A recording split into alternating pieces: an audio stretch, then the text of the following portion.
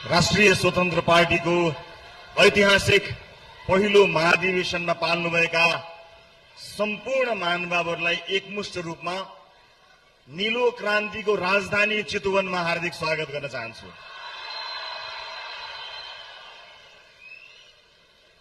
परिवर्तनको सपना देखेर त्यसलाई साकार पर्ने आँट र साहस मलाई यही चितवनको माटोले दिएको छ र मबाट हामी बनाउने साहस पनि यही चितवनले दिएको छ।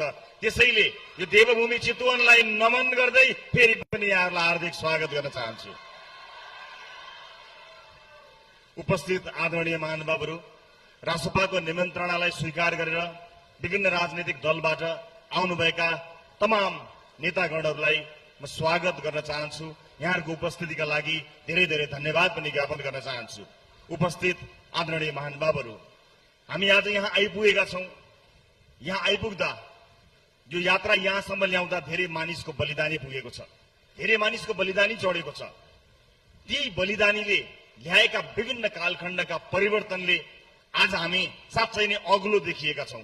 ती तमाम बलिदानीमा आफ्नो जीवन उत्सर्ग गर्नुहुने तमाम शहीदहरूलाई सम्झन चाहन्छु, घाइते साथीहरूलाई सम्झन चाहन्छु जो आज शरीरभरि छर्रा बोकेर, घाइते शरीर बोकेर पनि यो देशमा परिवर्तन गरेरै छाड्ने हुटहुटी बोकेर राजनीतिमा लागिरहनु भएको छ। ती सबैलाई एकमुष्ट सम्झन चाहन्छु। रासोपा एउटा यस्तो साझा मञ्च बन्न सकेको छ जहाँ अहिले अधिकांश गैर राजनीतिक मानिसहरू आइपुगेका छन्।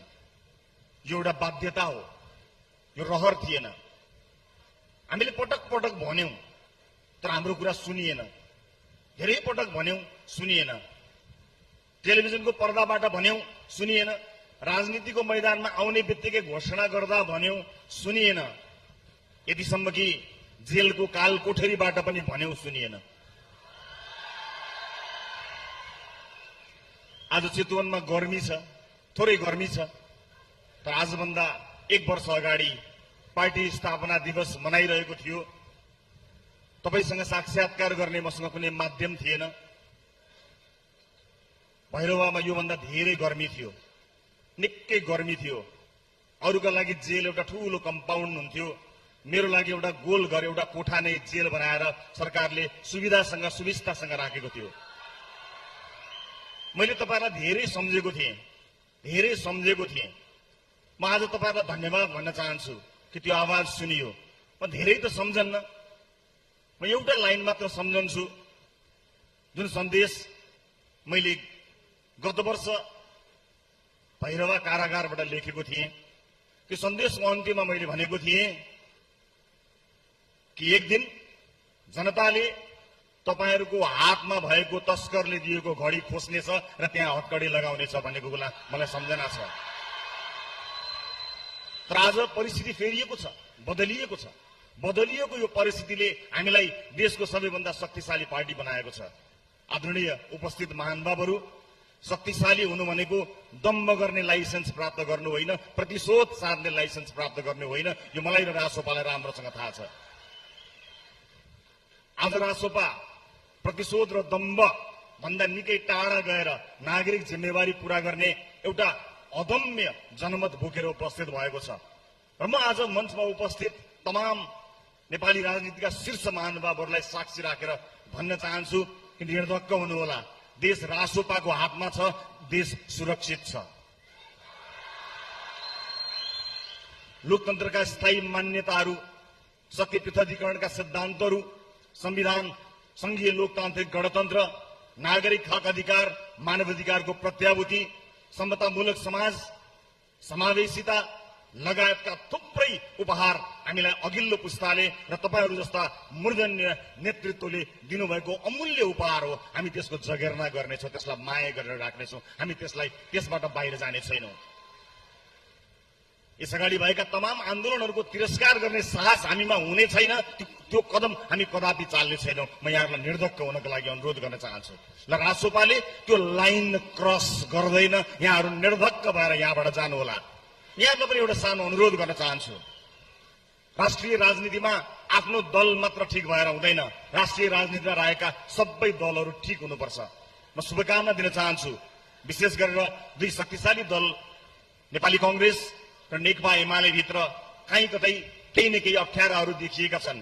त्यो अप्ठ्यारो त्यो दलको मात्र होइन, त्यो दलको अप्ठ्याराहरू सुल्झिएनन् भने समग्रमा त्यो देशको अप्ठ्यारो पनि बन्न सक्छ। मेरो शुभकामना छ आफ्नो दलभित्रका अप्ठ्याराहरूलाई मिलाउनु होला। आफ्नो दल मात्र होइन, अन्य दलहरूका अप्ठ्यारा पनि सुल्झिए भने देश एउटा राम्रो बाटोमा जानेछ र त्यस सँगसँगै हामीले साझा प्रतिबद्धता पनि गर्नु छ। यसअगाडि राजनीतिक दलहरू प्रतिस्पर्धी भने हामीलाई प्रतिस्पर्धा गर्ने छुट छैन। हाम्रा व्यक्तिगत वैमनस्यताहरू हाम्रा निजी हुनु हुँदैन, त्यो सकिनुपर्छ। कहिले सकिनुपर्छ भने अहिले यहीँबाट सकिनुपर्छ। हामी वैमनस्यता बोकेर बाँच्ने होइन, ठूलो हृदय बोकेर अगाडि बढ्ने राजनीतिज्ञ बन्नुपर्नेछ।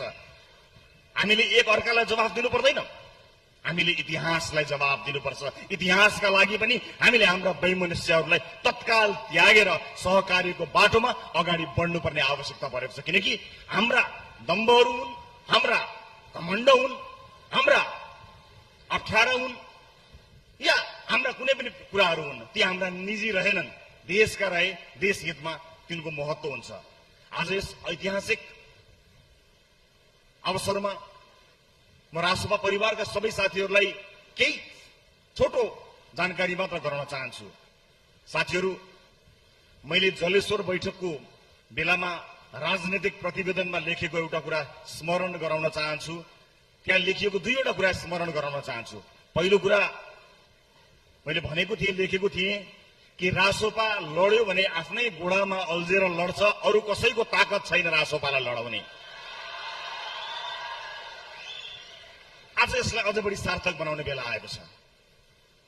हो, जब धेरैको मन जित्न सकिँदैन त्यसपछि केहीको मन जितेर राजनीतिमा अगाडि बढ्ने प्रचलन चलेको छ। तर त्यो प्रचलनको बिउ हामीले रोप्न हुँदैन। त्यो बिउ हुर्कियो, बढ्यो, फुल्यो, फल्यो भने के हुन्छ भन्ने कुरा त भर्खरै हामीले देखिसकेका छौँ। त्यसकारणले गुट र उपगुट बनाएर हामीले त्यो बिउलाई रोप्यौं भने भोलि देशले दिने फल त्यो विषालु फल हुनेछ। र अघि पार्टीका वरिष्ठ नेताज्यूले भन्नुभयो जस्तै त्यो फल यदि फल्यो भने हामीले त्यो वृक्ष नै काट्नुपर्ने अवस्थामा हामी पुग्नेछौँ। यतिखेर हामी बेला ठिक समयमा छौँ, हामी ठिक समयमा छौँ। साथी हो, हामी कस्तो फल रोप्ने, कस्तो बिउ रोप्ने भन्ने बेलामा अडिएका छौँ। यतिखेर हामीले समग्र रूपमा कुनै गुट र उपगुटमा नलागिकन विगतका राजनीतिक दलहरूका अनुभवलाई हेरेर अगाडि बढ्ने हो भने म फेरि पनि भन्छु, रासोपालाई लडाउने अर्को कुनै पनि शक्ति अबको युगमा आउन सक्दैन। म यो तपाईहरुलाई निर्धक्कका साथ भन्न सक्दछु। तर साथीहो, कहिलेकाहीँ के हुँदो रहेछ भने यो त्याग र बलिदान भनेको अरूले गर्यो भने खुसी मान्ने, तर आफूले गर्नु पर्यो भने दुःख मान्ने कुरा हुने रहेछ। यसबाट चाहिँ यहाँहरूलाई म सचेत रहनको लागि अनुरोध गर्न चाहन्छु। र यो ऐतिहासिक महाधिवेशनले हामी बीचमा पनि केही वैमनस्यता रहेछन् भने, हामी बीचमा पनि त्यस्ता समस्या रहेछन् भने त्यसलाई अन्त्य गर्ने एउटा महत्वपूर्ण बिन्दु यो बनोस् भन्ने म चाहना राख्दछु। रासपाको 2/3 सरकार बनेको छ। साथीहरू, पार्टीले यसलाई निगरानी गरिरहेको छ। पार्टी प्रतिबद्ध छ। लोकतन्त्रका आधारभूत मान्यता सिद्धान्तहरूबाट कोही कतै पार्टी विचलित हुने छैन। यो प्रतिबद्धता मैले गरि नै सकेको छु। विचार, सिद्धान्त, आदर्श जस्ता महत्वपूर्ण कुराहरूलाई अझ बढी स्पष्ट गर्दै जाने एउटा राजनीतिक पार्टीको निरन्तरको कार्य हो। यसमा रासपा खरो उत्रिएको छ।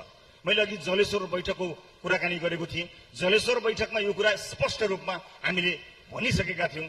तर हाम्रा मामलामा अन्य धेरै विषयहरू चर्चाको विषय बने, अन्य धेरैहरू हल्लाको विषय बने। हाम्रा प्रतिवेदन, हाम्रा राजनीतिक दस्तावेजलाई हेर्ने समय निकालिएन। मलाई विश्वास छ सिङ्गो देश र संसारले केन्द्रमा राखेको रासोपाका अबका दस्तावेजहरू हेरिनेछन्, पढिनेछन् र तिनलाई हचुवाको भरमा होइन, गहन अध्ययन गरेर त्यसमाथि विद्वत समूहले विश्लेषण गर्नेछ भन्ने कुरामा म आशावादी छु। हाम्रा साथीहरूले स्वस्थ प्रतिस्पर्धा गर्नुहुनेछ, स्वच्छ प्रतिस्पर्धा गर्नुहुनेछ। सँगसँगै म आशावादी छु सरकार जुन आशा र भरोसामा उभिएको छ त्यसमा खरो उत्रिनेछ। प्रयास त निकै हुनेछ। प्रयास त लडाउने, ढलाउने, फाटो ल्याउने प्रयास त निकै हुनेछ। म आज यस ऐतिहासिक स्थानमा उभिएर भन्न चाहन्छु, हामीले नेपाली जनतालाई र इतिहासलाई साक्षी राखेर रासोपामा जुन सहमति गरेका छौं त्यो सहमतिको एक एक अक्षर इमानदारीताका साथ पालना गर्ने प्रण म यहाँहरूलाई उभिएर गर्न चाहन्छु। यो हाम्रो निजी कुरो होइन, इतिहासलाई जवाफ दिनुपर्ने छ, व्यक्तिको इच्छा ठूलो कुरो होइन। त्यसकारणले सरकार सञ्चालन गर्नको निमित्त रासोपाले चुनाव अगाडि नै पार्टीका वरिष्ठ नेता बालेन्द्र शाहको खुट्टामा बल पुर्याइसकेको छ। अब भट्टाभट गोल हान्ने जिम्मा बालेनजीको, अब भट्टाभट गोल हान्ने जिम्मा सम्माननीय प्रधानमन्त्री बालेन शाहजीको हुनेछ र उहाँले त्यसको निरन्तरता दिइरहनु भएको छ। झुकिएर त्यो बल कहीँ आएछ भने पनि त्यसलाई त्यही खुट्टामा पास गर्ने जिम्मा मेरो।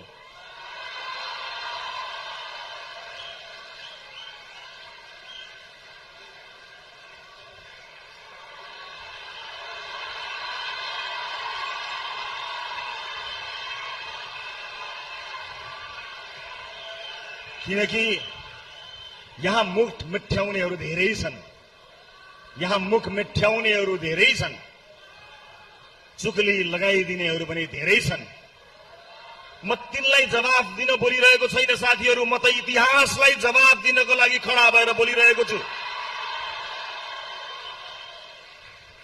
किनभने आजको दिन त बितेर जानेछ, भोलि फेरि सन्ततिहरूले सोध्नेछन् इतिहासले तिमीहरूलाई मौका दिएको थियो, इतिहासले तिमीहरूलाई पहिलो महाधिवेशन भन्दा पनि अगाडि तिमीहरूलाई यति जनमत दिएको थियो कि संसारको कुनै पनि राजनीतिक दललाई महाधिवेशन हुनुभन्दा अगाडि 2/3 बहुमत दिएको मलाई सम्झना छैन। यस्तो अवसर दिएको थियो।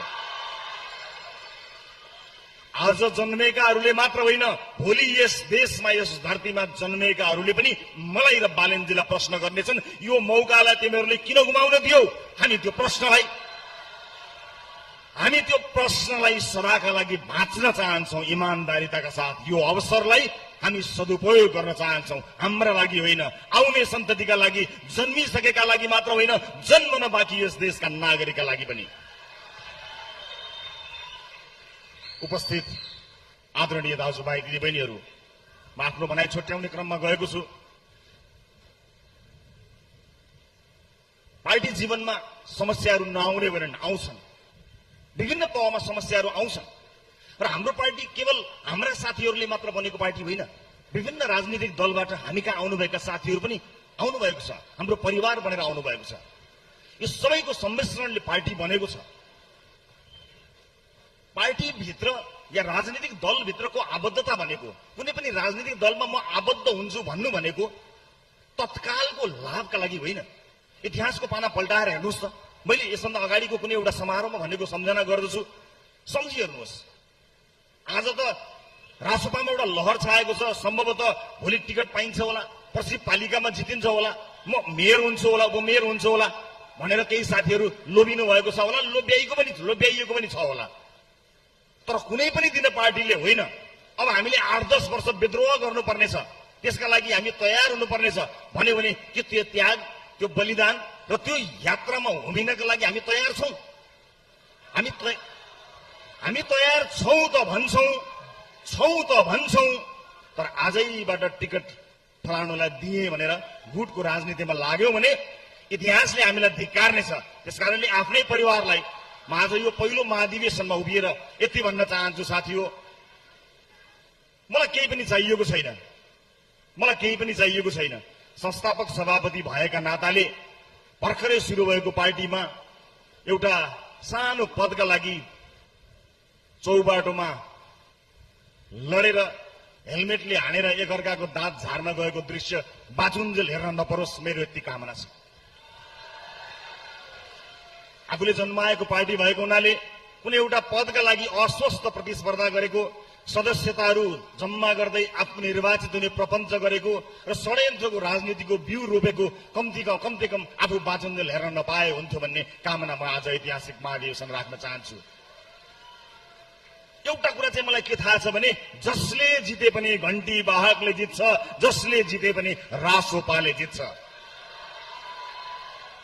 आफ्ना जिताउन होइन, जितेका आफ्ना हुन् भन्ने भावना लिएर गयौं भने हामी विशाल रासोपा बन्नेछौं। यो विशाल रासोपाको पहिलो ऐतिहासिक